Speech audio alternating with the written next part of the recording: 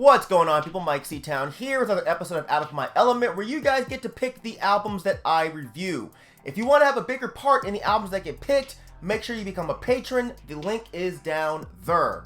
And before we get into the album that won for this month, I want to really quickly say rest in peace to Alias. He was an amazing rapper and producer who passed away recently. If you don't know who he is, make sure you do your Googles. Alright, so for this month, the album that won is Currents by Tame Impala. Now, admitted, I don't know a lot about Tame Impala. I had an ex who liked this band, so I assumed that they sucked. But for some reason, I'd always thought that they were a psychedelic rock band. So when I listened to this album, I was a bit shocked to hear an almost electro-pop album. And I like me some electro-pop, but I'm more of a fan of the darker synth-pop area. But the way this album starts off with Let It Happen, it didn't really fit into that category.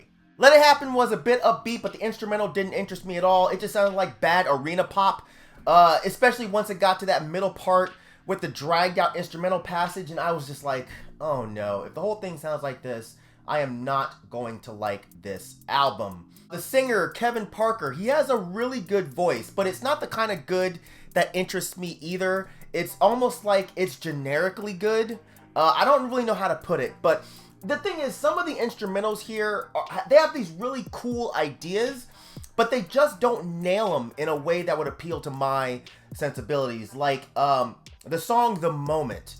The instrumental, in my opinion, is fantastic. It's so 80s pop, new wave, that I just love it. But the vocals are too ethereal, they're super processed sounding, and it makes it to where the song just doesn't work for me. The tone of his voice is a bit too high, and if he had more of like a modern English style voice, it would probably be more up my alley, but this ain't it. Yes, I'm Changing was a song that almost hit the mark for me. For some reason, it reminded me a bit of Cocteau Twins, and I was really digging it. And the tone of his voice, for some reason, worked here. He sounded a bit more even on this song. But by the time it got to the song Eventually, I was totally over this album. Listening to it became an absolute chore because even though certain themes of certain songs and certain elements of certain songs were cool, the album itself bored me to tears. Like on the song The Less I Know The Better, which is about losing the girl that you're into to someone else. In this case, it's some sorry-ass motherfucker named Trevor. Some bitch-ass fuckboy who probably wears those jeans with the stitched crosses on the back pockets. He probably has abs like the most difficult course on Excite Bike. Probably drives a souped-up Honda with those like blue lights on the bottom. Has that good-ass Albie Shore hair, light green eyes, a fucking full beard since 7th grade. That motherfucker. You know those motherfuckers. Everybody has a Trevor in their life. But Kevin Parker sings about being interested in this girl, but the girl dips out with Trevor. Then he hears that they fucked, and he says, the less I know, the better. And the ideas surrounding this song are really cool, but the song itself, it simply didn't suck me in. Honestly, overall, my opinion on this album is meh. Meh as fuck. It's not good. It's not necessarily bad, in my opinion. It's just super middle ground. Sure, what Kevin Parker's doing is daring in the grand scheme of indie rock, indie pop, by incorporating these sort of electro sounds into his music after already establishing himself as a psychedelic rock band. But daring doesn't always translate to appealing for everyone. I know this record seemed to be pretty popular with people, but it's altogether an uninteresting listen for me. Again, some of the production works well. It's not exactly original, as it sounds like something from the 80s just made more modern, which plenty of bands have done that before, but there were moments where the backdrops had me legit bobbing my head. My biggest problem with this album are the vocals. Cool, dude has a nice falsetto, but god damn, he does it the whole fucking time. I like a good falsetto, but I like it used sparingly as emphasis or a moment of change of pace. Check out how Jimmy Necco of the band Hours uses his. That's what I like.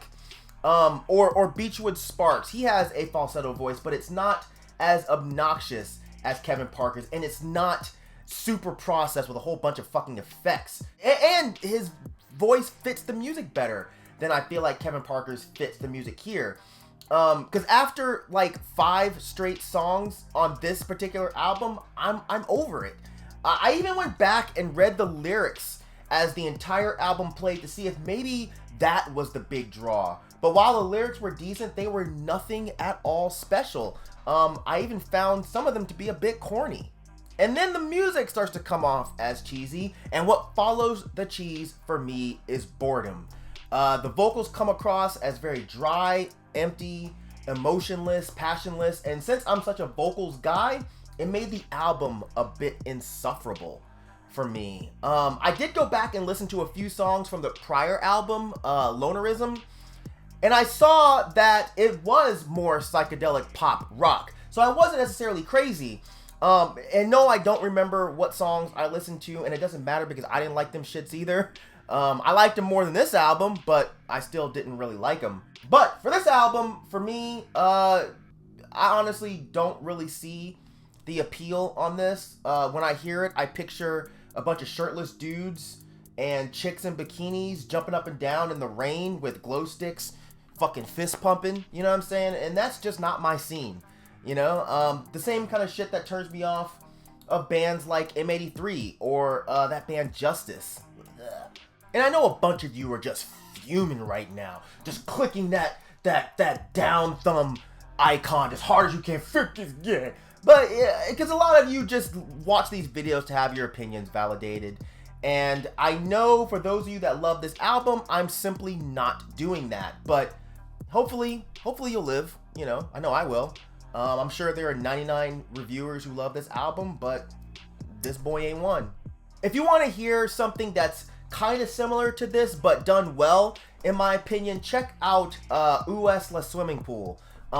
It's hard to remember, so I'll put a link down there for you to listen to it. They don't exactly sound the same, but they both do this kind of indie electro pop thing, but Swimming Pool's sound appeals to me far more than this Tame Impala album does.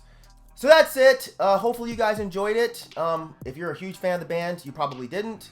But once again, I don't think this album sucks. I just think that it's extremely blah for me. I do listen to a lot of very sparse music, very experimental music, where maybe not a lot of things are going on, but this one, for some reason, it just passes right through me without leaving any kind of noticeable or memorable impression. It is what it is, and yeah, I'm just gonna leave it there. Alright, that's it, as usual. Thank you for living, thank you for loving, thank you for being you, and I'll see you guys next time. Alright?